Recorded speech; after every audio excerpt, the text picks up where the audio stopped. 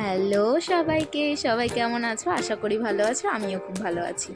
আসলে কয়েকদিন ধরে যা গরম পড়েছে কি আর বলবো, এত গরমে কোনো কিছুই যেন ভালো লাগে না। তো ঘরে দেখি বাবা একটা তরমুজ এনে রেখেছে, তো সেটা দিয়েই আজকে একটা ফ্রুট জুস বানিয়ে নিয়েছি। তো আমি এখানে দুধটা নিয়ে নিয়েছি, তারপরে এই দেখো ব্ল্যাক সল্ট নিয়ে নিয়েছি, একটু চিনি নিয়ে নিয়েছি।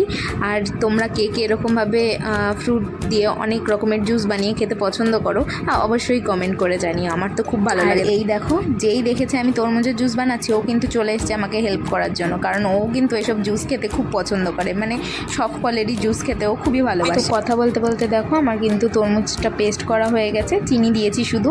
আর এই দেখো আমি কিন্তু এরকম মুখে দানা দানা পড়লে আমার ঠিক পছন্দ হয় না, ওর জন্য কিন্তু আমি ছেঁকনি দিয়ে ছেঁকে নিয়েছি। তো তারপরে কিন্তু আরও কিছু তরমুজ ছিল, সেটা দিয়ে এই দুধটা দিয়ে আবার পেস্ট করে নেব। তোমরা দুধটাকে অ্যাভয়েডও করতে পারো, যাদের দুধ সহ্য হয় না ওখানে জল দিয়েও করতে পারো। তো তারপরে দেখো পেস্ট করে নেওয়ার পরে আমি কিন্তু এমনি সল্ট, একটু ব্ল্যাক সল্ট দিয়ে নিয়েছি। তোমরা কিন্তু এর মধ্যে পুদিনা পাতাও দিতে পারো, যেহেতু আমার কাছে ছিল না তো সেই জন্য আমি দিতে পারিনি, কিন্তু ওটা দিলেও কিন্তু একটা আলাদা ফ্লেভার আসে। দেখো দেখো কিছু তরমুজ আমি এরকম কুচি কুচি করে কেটে নিয়েছি, এটাও এর মধ্যে দিয়ে দিচ্ছি। তোমরা চাইলে কিন্তু এটা নাও দিতে পারো এরকমভাবে।